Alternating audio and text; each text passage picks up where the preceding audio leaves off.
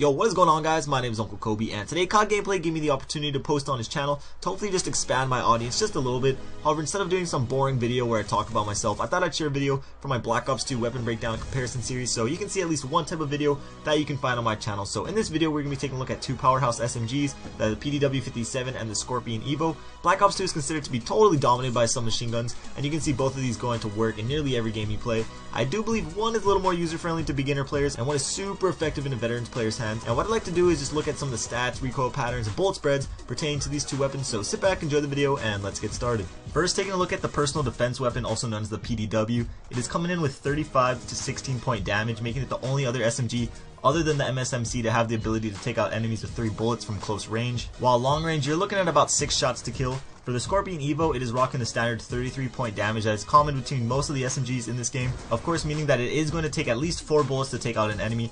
Its long range damage is slightly better at 18 points, but those 2 points really won't make a difference 99% of the time, so I wouldn't really worry about that. Taking a look at the fire rate, I'm sure most of you know that the Scorpion shoots ridiculously fast at around 1100 rounds per minute, give or take about 20 rounds, which makes this weapon the fastest shooting gun in the game. Up close, this gun seems like it instantly kills enemies because how fast it shoots, but it also makes it much harder to handle in long range gunfights. The PDW, however, comes in at an average 720 rounds per minute, which is much easier to handle at all distances, but if you do end up face to face with the Scorpion, you most likely will get mowed down instantly, unless of course you're a host, which means you're unstoppable. But moving on, what makes the PDW so effective is its massive 50 bullet magazine. This gun can easily be compared to the P90. It even has that signature flat looking magazine. By slapping on an extended clip, you're looking at about 67 bullets at your disposal, which is starting to get up there at the LMG's range. The Scorpion has a rather small magazine at 32 bullets, and when paired with its insanely fast rate of fire, you're going to be running out of bullets fairly quickly, so you're going to want to make sure you're hitting the target as much as possible. With extended clips, you're going to have 43 bullets, which is still smaller than the PDW standard clip, so as you can see, the magazine on the PDW is just really one of a kind. However, with that large clip, the PDW also has the slowest reload time at about 3 seconds, while the Scorpion reloads at little under 2 seconds, which is a little below average. So even though the PDW has a terribly long reload time, the 50 round magazine easily compensates for it. Now, taking a look at the recoil patterns for these two weapons, which as you all know has been updated slightly in that recent patch, the PDW has more of a gradual left to right horizontal recoil, while the Scorpion has a straight up and down vertical recoil.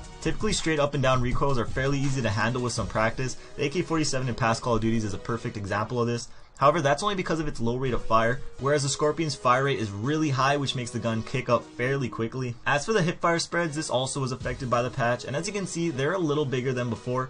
I couldn't see that much of a difference from before and after the patch, but the Scorpion does have a slightly better spread than the PDW. The bullets are more compact, even though there is that increased hipfire recoil, but that little bit of recoil tends to work in your favor in those close quarter hipfire battles, because most people tend to aim way too low when hipfiring, and this also makes the Scorpion even deadlier close range. But when it all comes down to it, which gun is better for you is decided by what kind of player you are. If you're a really experienced player that likes to get up all in the enemy's face and can handle that higher recoil, the Scorpion EVO is an extremely deadly and effective weapon. However, I do think the PDW is the overall better weapon because that large magazine, its strong damage, and its fairly low recoil. That's my opinion. Feel free to agree or disagree and leave your opinion down in the comments down below. But that's it for the video. Thank you guys for watching, and also thank you again to COD Gameplay for allowing me to post this on your channel. I posted on the channel before, back when I was around like a couple hundred subscribers, but if you enjoyed the video, feel free to come check out my channel. I only got a little over 3,000 subscribers now, but I think my quality can compete with other big channels out there.